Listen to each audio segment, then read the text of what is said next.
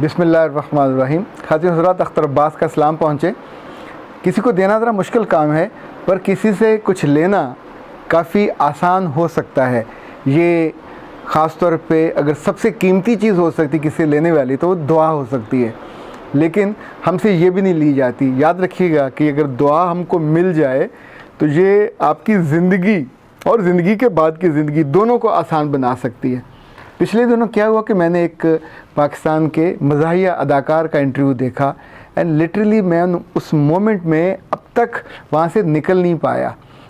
ان صاحب کو، یہ مزاحیہ اداکار ہیں، اور لیکن ان کی ایک عادت یہ ہے کہ وہ برسوں سے ہر حج کے موقع پہ خانہ کعبہ جاتے ہیں، جا کے جو حاجیوں کی خدمت کرتے ہیں اور وہاں ان کے ساتھ جیتے ہیں، ان کی بیماریوں کا، ان کی مشکلوں کا حل ڈھونڈتے ہیں۔ انہوں نے بتایا کہ ایک دفعہ انہوں نے ایک پٹھان کوئی 60-62 سال کے حاجی کو دیکھا جو 10 کلو کا 10 کین پانی کا آب زمزم کا بھر کے لے جانے کی کوشش کر رہا تھا، پر اپنے بڑھاپے کی کمزوری کے باعث اسے اٹھ نہیں رہا تھا۔ تو یہ آگے بڑھے، جا کے انہوں نے اٹھایا تو بڑے میاں نے مڑ کے بڑی محبت سے ان کی طرف دیکھا اور پھر اس کے ساتھ چل پڑے۔ اچھا، وہ بڑے میاں ساتھ لے کے چل لیں، لیکن ساتھ ساتھ شرمندہ بھی ہو رہے ہیں کہ اس نے ان کا وزن اٹھایا ہوا ہے۔ بلاخر انہوں نے کہا کہ آپ نے جہاں جانا ہے مجھے وہ جگہ بتائیے، وہاں تک میں آپ کو چھوڑاتا ہوں۔ تو جہاں وہ ٹھہرے ہوئے تھے وہاں پہنچے، انہوں نے کہا میں اوپر رہتا ہوں، تم یہاں رکھ دو، تو اوپر میں گھسیٹ کے آہستہ آہستہ لے جاؤں گا۔ پر انہوں نے کہا جب اتنی دور میں لے آیا ہوں تو میں اوپر آپ کو چھوڑ دیتا ہوں۔ تو جب اوپر انہوں نے رکھا تو اس بڑے میاں نے 5 ریال کا نوٹ نکال کے ان کو دیا۔ تو انہوں نے ان سے نوٹ واپس کرتے ہوئے کہا یہ میں نے پیسے کے لیے تو نہیں کیا۔ تو انہوں نے کہا پھر کیوں کیا؟ کہا میں تو، آپ اللہ کے مہمان ہیں اور میں تو صرف اللہ کے مہمان کی عزت اور اکرام کرنے جو آپ کو آسانی میں دے سکتا تھا اس کے لیے آیا ہوں، میرا تو آپ سے کوئی مطالبہ بھی نہیں ہے۔ کہ جب ان سے میں سلام لے کے واپس آنے لگا تو ان کی آنکھیں نم تھیں اور انہوں نے دوسری طرف منہ کر کے اپنے ہاتھ اٹھائے اور کہا اے اللہ، میں بڑی مشکل سے پیسے جمع کر کے پتہ نہیں کس کس کی منتیں ترلے کر کے یہاں آیا تھا، تو مہربانی کر، میرے پاس کچھ بھی نہیں اس کو دینے کے لیے، اس نے جو میرے ساتھ نیکی کی ہے، بھلا کیا ہے، تو مہربانی کر میرے اس حج کا ثواب اس کو دے دے، میں پھر کبھی آ جاؤں گا۔ خاتون حضرات، یہ جملہ نہیں ہے، یہ پوری سونے کی کان ہے، یہ پوری خیر و برکت کی دنیا ہے جو ان چند لمحوں میں افتخار ٹھاکر نے کما لی۔ انفیکٹ آپ کی زندگی میں جب کبھی موقع آئے کسی کو سرو کرنے کا، کسی کو ہیلپ آؤٹ کرنے کا، کبھی مت گھبرائیے، کبھی مت ڈریے۔ آپ کبھی غور کیجئے کہ اللہ کے رسول نے جس بڑھیا کا سامان اٹھا کے مکہ کے باہر تک لے جانے میں مدد کی تھی، جو ایک جادوگر کے ڈر سے بھاگ رہی تھی، تو کیا اس کے آخری جملے آپ کو یاد ہیں؟ وہ دعا نہیں تھی، وہ خیر خواہی نہیں تھی؟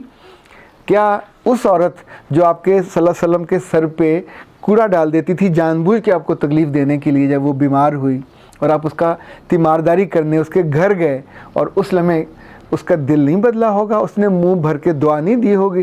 دعا اتنی شاندار چیز ہے، دعا لینی چاہیے۔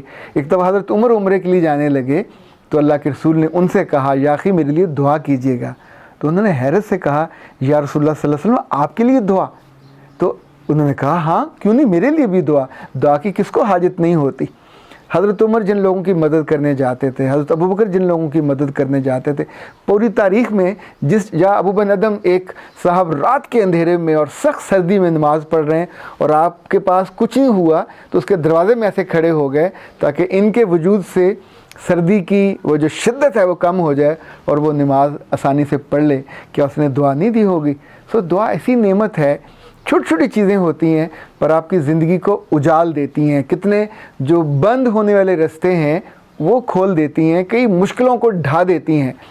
مجھے یاد ہے، اللہ غری کے رحمت کرے میری والدہ کو، انہوں نے جب بھی عمرے پہ جانا ہوتا تھا انہوں نے شی پریفرڈ کہ وہ میرے ساتھ جاتی، اور چونکہ اس بیچ میں انہیں کبھی کہنا نہیں پڑتا تھا، ان کی خدمت کے لیے جو مجھ سے یا میری اہلیہ سے بن پڑتا تھا ہم ان کے لیے کرتے تھے، ان کے آرام کا خیال کرتے، ان کے کھانے کا خیال کرتے، یعنی جو ان کے من میں ہوتا اس سے پہلے پیش کرتے، پر اس کے بعد ان کے ہونٹوں سے ہمیشہ دعا ہی نکلتی تھی۔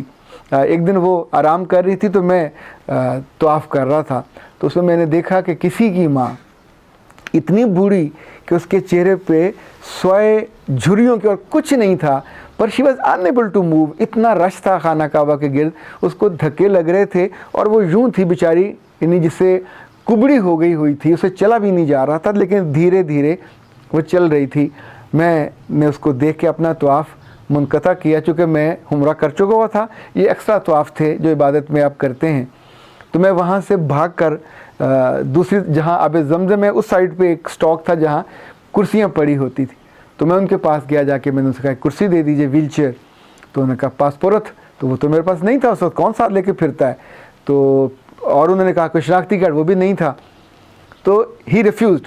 तो मैंने उससे कहा भले आदमी, ना तो मैं अपने लिए ले रहा हूँ ना अपनी वालदा के लिए, एक बूढ़ी माई है और उसके साथ कोई नहीं है, बेसहारा है, तो मुझे उसको हेल्प आउट करना है। तो अल्लाह के मेहमान है वो भी, और तुम अल्लाह के घर में उसके मेहमानों के लिए हो, तुम्हारी ये नौकरी है, तो मेहरबानी करो दे दो।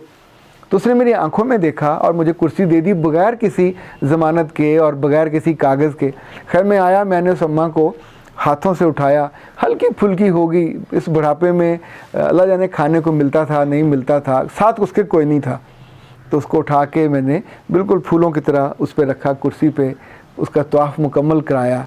फिर जब तवाफ़ मुकम्मल हो गया तो उसको मैंने नफल के लिए जब उतार के रखा सफ़ पे, तो उसने मुझसे कहा सुना है मेरी तरफ उसने इशारा किया, मैं उसके पास गया तो उसने मेरे माथे पे बोसा दिया और कहा कहीं चंगी मादा पोतर हैं। वो सराइकी बेल्ट सी थी, सराइकी स्पीकिंग सी।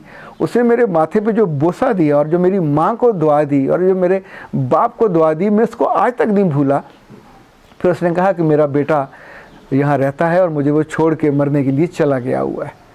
और तो बस तक फिर उसने कहा मैं उसको बद्दुआ भी नहीं दे सकती कि यहाँ दूंगी तो उसके लिए सुनी जाएगी, और वो अपना बोझ उतार के चला गया कि मैं यहाँ धक्के खाऊंगी, रुलूंगी और मर जाऊंगी। और तो बस तक फिर यानी उस जगह भी माँ बद्दुआ देने पे आमादा नहीं थी। कभी राह चलते गाड़ी पे जाते कोई आपको ऐसा मुसाफिर मिल जाए, कोई मुश्किल में हो, उसको हेल्प आउट करके दुआ ली जा सकती है। किसी की गाड़ी ख़राब हुई हो और उस वक्त बिल्कुल वो बेआसरा खड़े होते हैं, बच्चे साथ होते हैं, किसी के पास स्टेपनी नहीं होती, किसी के पास उसको खोलने वाली कोई चीज़ कम होती है, तो जहाँ जहाँ शाम में, सुबह में, दोपहर में आते जाते आप किसी को मदद कर पाते हैं, ये करके देखिए। ज़िंदगी आसान करने का आसान नुस्खा है। और ख़ास तौर पे जो आपके आसपास के लोग जब बूढ़े हो जाते हैं और बेवक़्त बेंचों की तरह और टूटी कुर्सियों की तरह घरों में उनकी कोई हैसियत नहीं रहती, वो लम्हा ज़्यादा होता है उनसे दुआ लेने का। जब वो कभी बाज़ार जा रहे हों, कभी किसी पार्क में बैठे हों, किसी अकेले उदास खुलाओं को घूर रहे हों, तो उनके पास जाइए, उनसे बात कीजिए, उनसे दुआ लीजिए। वो लोग जिनके घर वाले सख्त दिल होते हैं, जालिम होते हैं, और उनको कभी बीमारी के नाम पे और कभी उनको बेआसरा बना के जाके फेंक आते हैं पनाह गाहों में और पागल खानों में, वहाँ उनकी मिज़री का भी आप नहीं सोच सकते। मरने तक 10-10, 15-15 साल वो बेचारे रोते सुबह और शाम अपनी ज़िंदगी बसर करते हैं, आंसू ख़त्म हो जाते हैं, पर उनसे दुआ लेने वाला कोई नहीं होता। उनका सगा बेटा, सगी औलाद भी नहीं आती। तो वो लोग जिनकी ज़िंदगी में कहीं कोई कमी रह जाती है, कहीं कोई गैप होता है बरकत का, और उन्हें वो फिल करना होता है, तो मेरा तजर्बा तो ये है कि ऐसे लोगों को हेल्प आउट करके देखें, आपकी ज़िंदगी में ज़रूर खैर आएगी और आपके लिए काफ़ी बेहतरी हो जाएगी। जिन दिनों हमारा दफ्तर मुस्तफ़ा टाउन में था, तो वहाँ करीब हमारी एक मस्जिद थी। वहाँ एक रोज़ एक साहब, बड़ी बड़ी उनकी तवील दाढ़ी, खुश शक्ल आदमी थे, लंबी दाढ़ी, सफ़ेद बिल्कुल, वो खड़े हुए मांगने के लिए। अच्छा, उनसे मांगा नहीं जा रहा था, 2-4 जुमले कहे, वो चुप हो गए, लुहानसे से हुए। ज़ाहिर ज़िंदगी में आपकी इज़्ज़त नफ्स होती है, आप ने कभी ना मांगा हो तो नहीं मांगा जाता। तो मैंने नमाज़ मुकम्मल की, मैं बाहर आके खड़ा हो गया, और जब वो बाहर आए तो मैंने उनका हाथ पकड़ा और उन्हें कहा मेरे साथ चलिए। मेरा दफ्तर बिल्कुल साथ ही था, तो वहाँ ले गए, उनको पानी वानी पिलाया। फिर पूछा कि आप यहाँ कैसे आए? उन्होंने कहा कि मैं बहुत दूर से आया हूँ, और लाहौर के एक दूसरे नुक्कर का नाम लिया, और कहा कि मैं एक रिटायर्ड टीचर हूँ, ना मेरी माँ है ना बाप है, बीवी भी मर गई हुई है, बच्चा भी कोई नहीं है, सो आई एम अलोन। تو زندگی میری اتنی مزربل ہے، ایک کمرے کے گھر میں رہتا ہوں تو کبھی کو سلائس کھا لیا، کبھی کو مرچ کے ساتھ روٹی کھا لی، تو یوں میری زندگی گزر رہی ہے۔ پر کبھی کی اتنے پیسے بھی نہیں ہوتے کہ کھانا کھا سکوں، جو پیسے تھوڑے سے پینشن کے آتے ہیں تو وہ کرائے میں چلے جاتے ہیں یا میری دوائیوں پہ چلے جاتے ہیں۔ تو تب میں نے سوچا کہ میں اس کے لیے کیا کروں، تو جو میں کر سکتا تھا اس کی ضرورت پوچھا، تو اس کا اسکالرشپ باندھ دیا۔ اور یقین مانے کتنا معمولی سا، آپ اس سے زیادہ تو ہوٹل جا کے خرچہ کر لیتے ہیں، پر اس سے اس کی زندگی کا ایک سرکل چلتا ہے۔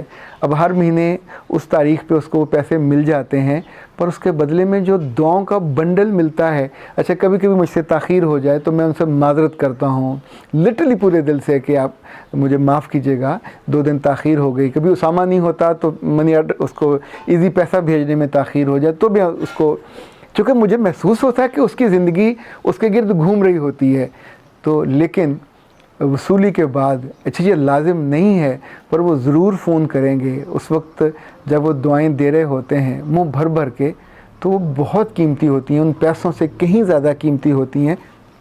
یہ وہ قیمتی پھول ہوتے ہیں جو ہماری قبروں کو آباد کرتے ہیں، جو ان کو خوشبو سے مہکاتے ہیں۔ یہ وہ دعائیں ہوتی ہیں جو شاید ہمارے پیاروں کے بھی کام آتی ہیں۔ یہ ایسے لوگ تو نہیں ہیں جو ہاسپٹل میں اپنی ماں کے نام پہ کمرہ بناتے ہیں، باپ کے نام پہ بناتے ہیں، مشینیں کھڑی کرتے ہیں، پورے ہاسپٹل بناتے ہیں صرف اسی آس میں اور آرزو میں کہ جس کے نام پہ وہ بنا رہے ہیں اس کو دعائیں ملتی رہیں۔ آپ مسلمان ہیں، آپ کسی اور مذہب سے ہیں، آپ کسی بھی برادری سے ہیں، آپ سب کو دعا کی ضرورت تو ہوتی ہے، اور دعا اس دل سے نکلے جس کی جو حاجت مند ہے، جس کی ضرورت آپ نے پوری کی۔ اللہ کے رسول کی حدیث یہ ہے کہ جب تم کسی کو ان ایکسپیکٹڈ خوشی دیتے ہو وہ تیرے رب کو بہت پسند ہے۔ ہمیں اپنے آس پاس کے لوگوں کو، اپنے عزیزوں کو بھی، اپنے پیاروں کو بھی، اپنے راج دلاروں کو بھی، پر ان کو بھی جن کو ہم نہیں جانتے، کبھی کبھی ان ایکسپیکٹڈ خوشیاں دیتے رہنا چاہیے، اور ان کی مدد تو اکثر کرتے رہنا چاہیے۔ یہ مدد پیسے سے نہ ہو پائے تو مسکراہٹ سے تو ہو سکتی ہے، کہیں ان کا ہاتھ بٹانے سے ہو سکتی ہے، کہیں ان کی رہنمائی کرنے سے ہو سکتی ہے، کہیں ان کو رستہ دکھانے سے ہو سکتی ہے، کہیں ان کے کام آنے سے ہو سکتی ہے، کہیں ان کا غم اور دکھ سننے سے، ان کا بوجھ کم کرنے سے ہو سکتی ہے۔ 10 قسمیں ہوں گی، آپ غور کریں تو خود رب نے آپ کے اندر اس کی ایبلٹی اور اہلیت رکھی ہوتی ہے جو آپ کسی کا کام آ کے اپنے لیے وہاں سے خیر بہت ساری سمیٹ سکتے ہیں۔ میرا رب آپ کا دامن خوشیوں سے اور خیروں سے بھرے اور آپ لوگوں کے کام آ کے ان سے دعائیں سمیٹ سکیں۔ اختر عباس کو اجازت دیجیے۔ السلام علیکم ورحمۃ اللہ۔